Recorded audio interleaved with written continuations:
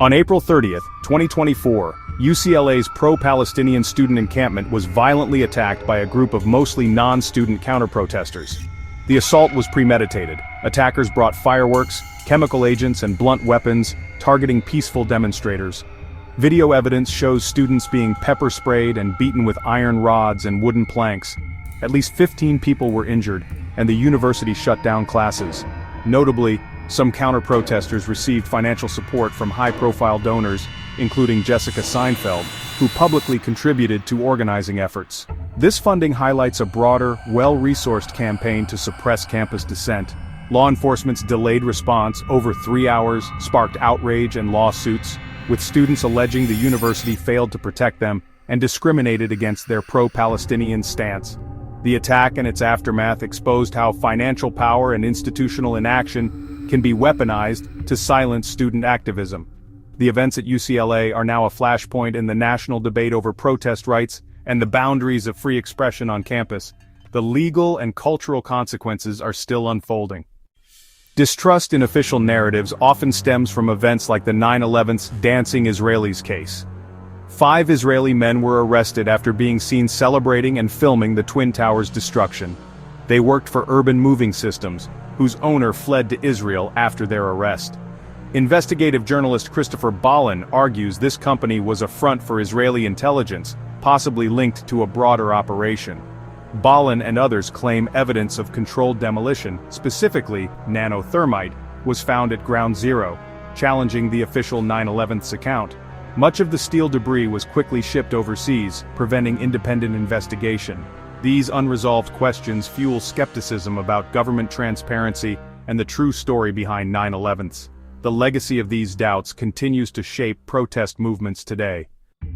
In 2013, the Smith-Mundt Act was quietly repealed, allowing U.S. government propaganda to be legally distributed to Americans for the first time since 1948.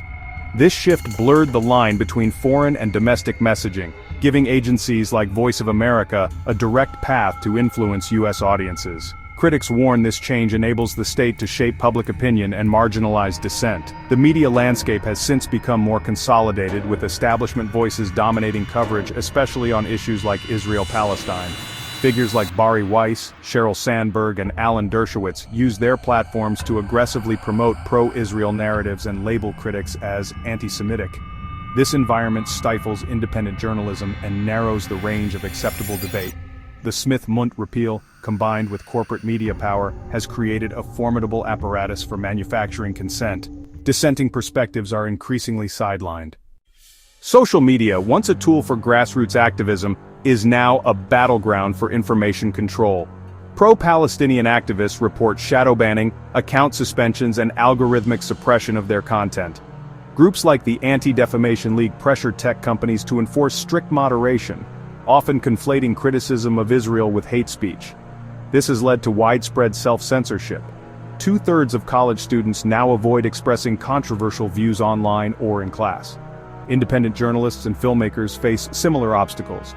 Documentaries like Les Wexner, Head of the Snake, are repeatedly removed from major platforms.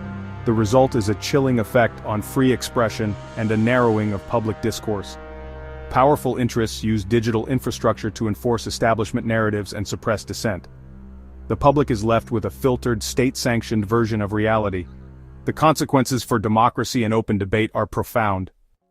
Despite censorship, dissent persists, even within Israel. On alternative platforms, Israeli citizens question the official story of October 7, 2023, suggesting possible inside involvement or intelligence failures. The removal of investigative documentaries from mainstream sites only draws more attention to suppressed information.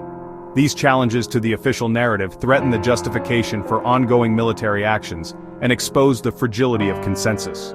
The UCLA attack, 9/11's controversies, legalized propaganda, and social media censorship are all part of a larger effort to control discourse.